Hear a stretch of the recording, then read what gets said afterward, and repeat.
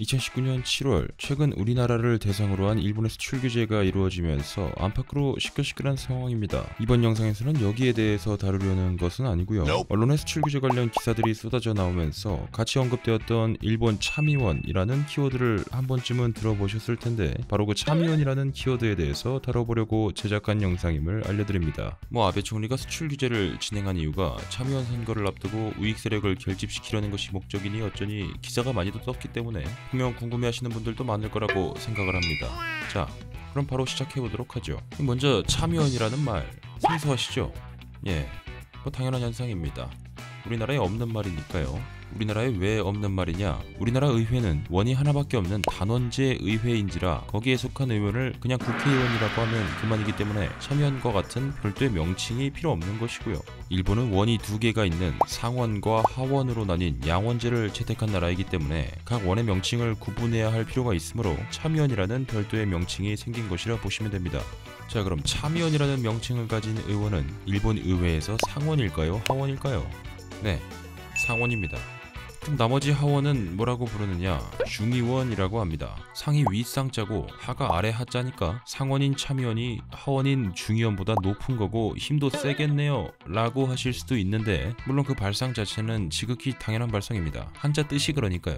하지만 실질적인 권한은 대부분 하원인 중의원이 가지고 있다고 보시는 게 맞습니다. 참의원이 윗상자를 쓰는 높으신 상원이긴 하지만 중점적인 역할들은 하원인 중의원에서 하는 것이죠. 이게 왜 이렇게 됐느냐?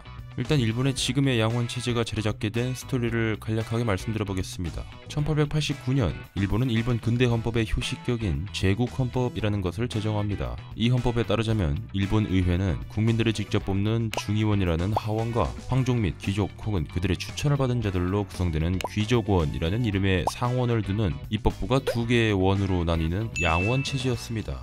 메이지 유신 이후에 영국 의회에 본따서 의원 내각제에 도입한 게 바로 이 내용입니다. 아무튼 그러고 난 뒤 일본 제국은 여기저기 설치고 다니기 시작하는데 까부는 것도 적당히 까불어야 하는 것을 몰랐던 어리석은 자들, 태평양 전쟁까지 일으켜버렸던 니혼 제국은 끝내 1945년 8월 히로시마와 나가사키가 구름버섯으로 개박살이 나면서 결국 지지를 치게 되는데요. 항복선언을 한 뒤에 연합국 최고사령부가 일본에 들어가서 일본 의회를 단원제로 만들려고 했었습니다. 그런데 그렇게 개박살이 난 와중에도 일본의 귀족원이 본인들 전통이라며 하도 땡깡을 부려쌌으니 귀족원을 황족 귀족들의 그들만의 리그가 아니라 국민들이 직접 뽑는 민선제로 바꾸는 조건으로 쌀국 형님의 허락을 받아서 양원제를 지키는 데 성공하게 되죠. 이때 귀족원이 민선으로 바뀌면서 피선거권 또한 신분의 제약 없이 누구나 당선될 수 있게 국민들에게 오픈하게 되고 명칭도 귀족원에서 지금의 참의원으로 바뀌게 된 것입니다. 아까 말했던 상원인 참의원보다 하원인 중의원이 실권을 가지게 된 이유가 바로 여기 있습니다. 애초에 일본 상원이 참의원이라는 이름으로 재탄생될 때 그 이름을 중의원 논의에 참여한다 라는 뜻에서 참의원이라 지은 것이기 때문에 태생적으로 그 존재 자체가 서브의 영역이라고 볼 수 있는 것이죠. 구조적으로나 이름으로 보나 하원보다 높은 곳에 있다는 상원이긴 하지만요. 자, 이렇게 일본 참의원이 어떤 과정을 거쳐서 지금의 상원으로 자리잡게 된 것인지 간략하게 알아봤는데요. 그럼 마지막으로 참의원이 일본 이외에 어떤 역할을 하는지도 아주 살짝만 알아보겠습니다. 일단 서브 역할로 태어난 만큼 직접적인 국정 운영은 중의원이 이끌어 나가는 게 맞습니다. 그런 만큼 중의원에는 비대칭적인 강력한 법안 통과 권한이 몇 개가 있는데요.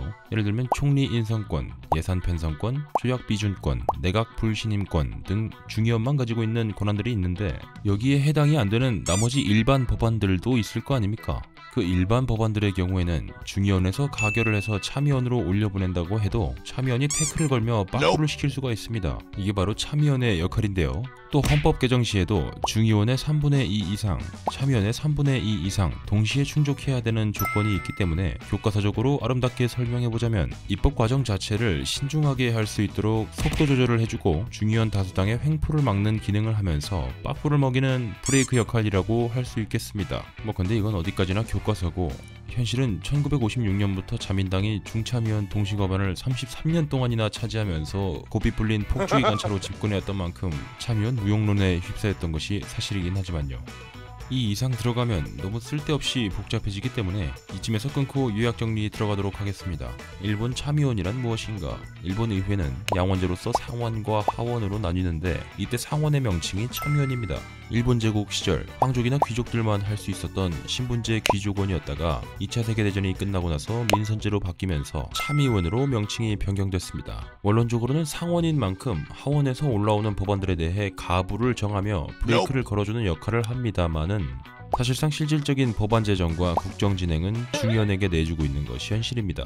한술 더 떠서 참의원에겐 없고 중의원에게만 있는 우선적 권한들에 밀려서 기본적으로 중의원보다 힘이 약한 비대칭 구조를 띠게 됩니다. 다만 헌법 개정과 같이 스케일이 큰 액션을 취하려고 할 때는 중의원과 참의원 모두 각각 3분의 2 이상이 찬성표가 동시에 필요하기 때문에 아베 총리가 헌법 개정을 목표로 두는 현재와 같은 시국에는 참의원의 의석수가 아주 중요한 키포인트가 될 수 있습니다. 그렇기 때문에 요새 참의원 선거 관련해서 국내외로 시끌시끌했던 것이고요.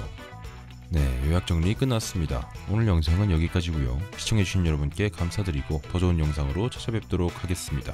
오늘보다 똑똑할 내일의 당신을 응원합니다. 데일리 스마트 우주였습니다. 감사합니다.